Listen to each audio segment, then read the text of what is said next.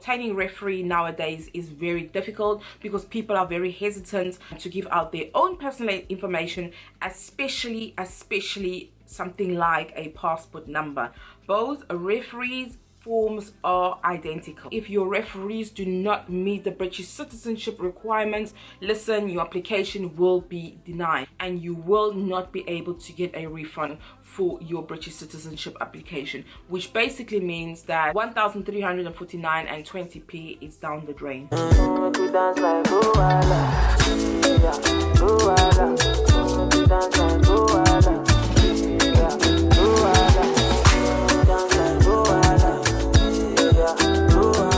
Welcome back to my channel. I hope you all doing well. Thank you so much for joining me once again back onto my channel. My name is Belinda, and if you've not already subscribed, please don't forget to press the subscribe button as well as turn on your notification bell so you get a notification every time I upload.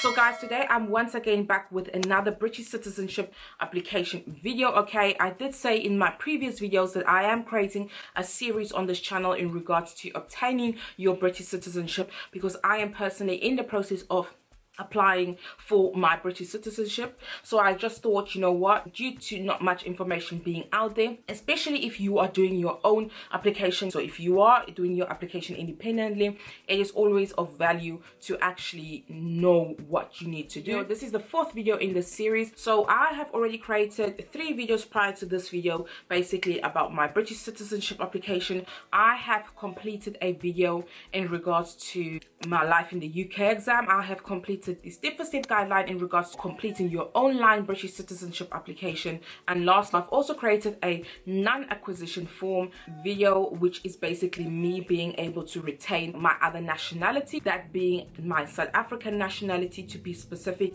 so that I do not lose my South African nationality when applying for my British citizenship. So I also completed that. And this video is not step 4 as if some of you may be expecting. Step 4 is yet to come, guys. This is basically me going into detail in regards to your referees. I did mention in my other step-for-step application video that I will be creating a separate video because there's quite a lot of information to take in when choosing referees for your British citizenship application. And without this reference from 2 referees, guys, you cannot continue with your application, because in a British citizenship online application there is a section where you need to fill out the referee details that you have obtained from your referee declaration form. So in this video, guys, we are going to be talking about who can be your referee, who can't be your referee, what is required from your referees. So we're going to be talking about everything related to referees for your British citizenship application. I'm going to make this video as short as possible. I always say that, but then it goes lengthy. But I'm going to try and bring out all the points that will help you with your referee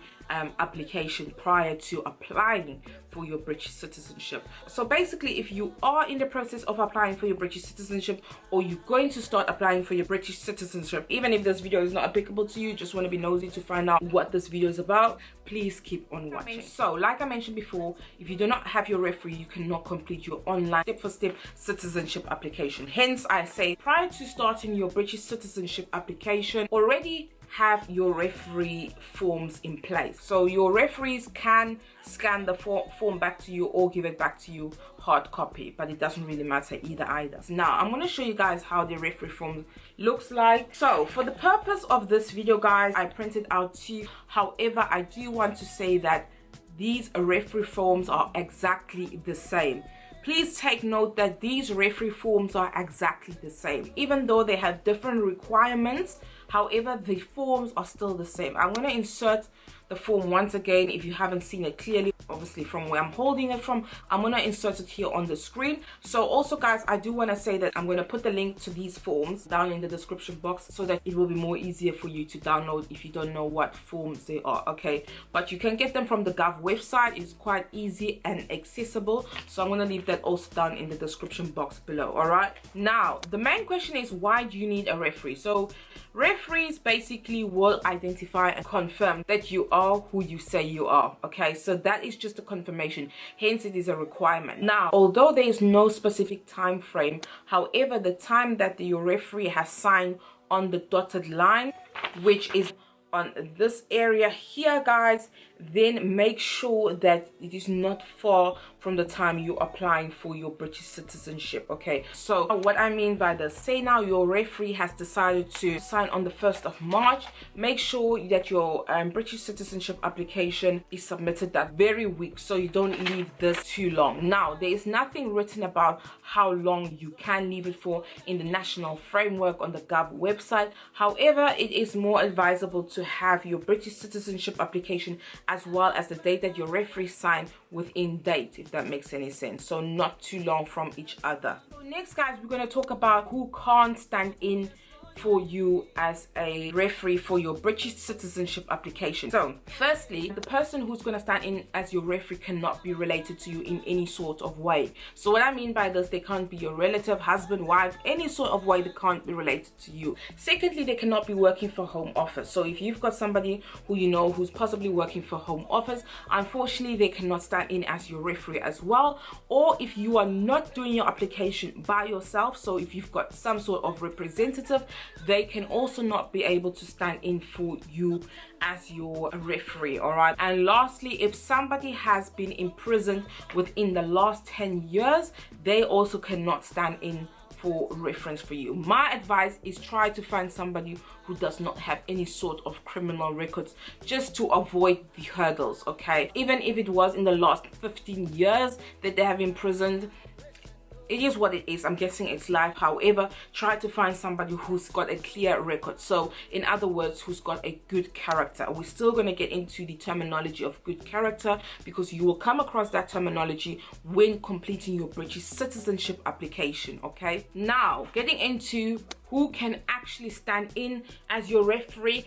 What are the British citizenship requirements for your referee? Now, according to the Gov website, which gives you all the information that you need in regards to your British citizenship application, they've got requirements for the 2 referees. So first things first, you need to get 2 referees. Okay, also guys, a quick disclaimer, guys, a referee for a child and a referee for an adult is going to be different. So if you're going to be doing a British citizenship application for a child, the referee requirement is going to be different than to that of an adult. Okay, so obtaining a referee for a child and obtaining a referee for an adult is 2 different requirements. So that person who's going to be a referee for your child, if you are applying for British citizenship for your child, needs to be involved professionally in your child's life. So that could either be, for instance, a social worker or a teacher who has known the child for more than 3 years. That is one of the requirements. Okay, so that's just what I wanted to throw in there extra. So going back to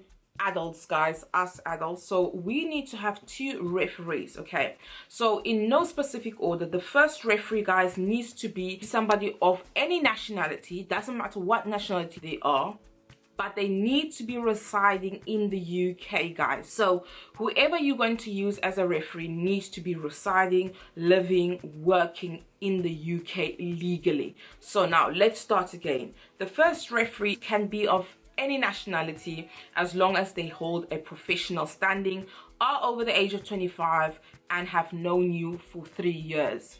That is the requirement for the first referee. Now, in regards to professional standing, guys, I'm going to insert a list here.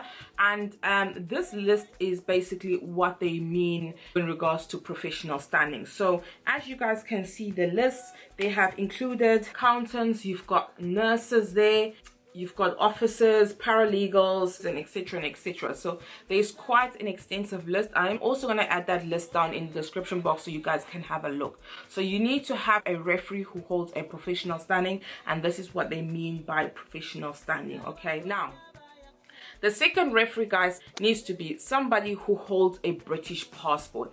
Now, that's the main difference between the first referee and the second referee. The first referee can be anybody of any nationality. The second referee needs to be somebody who holds a British passport, okay? Even if both of your referees hold British passport, that's even better as well. So they need to hold a British passport. They need to have known you for over 3 years. They need to be over 25, and it doesn't really matter what kind of profession they are doing, as long as they can provide you with their British passport number. Now, if you think about it, asking somebody to give you a British passport number is very private, isn't it? So that's where people are finding it hard, because many people are very hesitant to give out their passport numbers for people to complete their British citizenship application. So just a quick disclaimer, there's been a lot of questions about whether the Home Office would contact the referee. So the Home Office would not necessarily contact the referee, however they would do a background search on the referee to make sure that they say who they say they are. Okay, if that makes any sense. So going back to these forms, guys, so this is how the form looks like, guys. Obviously this is my form. Okay, for the purpose of this video, I am going to be holding up an ID, which is obviously my own ID. If you guys can see that, maybe not. So at the back of the ID, a requirement is that you write your full names. If you've got 3 names, you need to put all 3, your surname as well as your date of birth. Now the person that's going to write their full name and date of birth on this photo ID is yourself. It's not the referee, it will be yourself. So this photo, guys, you are going to attach this onto this area here, guys. If you guys can see that, this area right over here, when you give it to your referee, because your referee needs to have a look at your picture and confirm to say, yes, this is you in the picture. All right, so that is one of the things that they have to do. Now your referee has to sign and date this. They have to sign that they have no sort of knowledge as to why you should not obtain your British citizenship, etc, etc, etc. If you're going to give this to somebody who does not meet the requirements to be your referee for your British citizenship application, then the person can be looking up to a £5,000 fine or 3 months of imprisonment, which basically means that they will have a criminal record, which makes it ever so hard to get rid of. Okay, so like I said, once they've completed the form, guys, they can either scan it back to you, because anyway you're gonna have to scan it on the UK VCAS, or they can give it back to you in hard copy, whichever one is easier for you and them. So bottom line is, obtaining a referees is a requirement for your British citizenship application. It is mandatory. Without it, you cannot proceed with your British citizenship application. Okay, and if you do not have the right referee that meets the British citizenship requirement, you will be denied British citizenship. So hopefully, guys, this video made some sort of sense in regards to referees. Okay, if you've got any further questions, guys, please don't forget to ask me those questions down below. I'll be more than happy to answer them if I can. Any information that I just said in my video right now will be linked in the description box below. Like I said before, I am creating a series. I don't know yet what video is going to come out next, but they are going to be in chronological order in regards to how I went about to applying for my British citizenship. So if you are interested, guys, stay tuned for that. However, like I said, guys, this brings me to the end of my video. Please don't forget to comment, like, and subscribe. Any other future video suggestions you want me to do, please don't forget to comment that down below. But for now, guys, please don't forget to comment, like, and subscribe, and I will hopefully see you guys in my next video. Bye.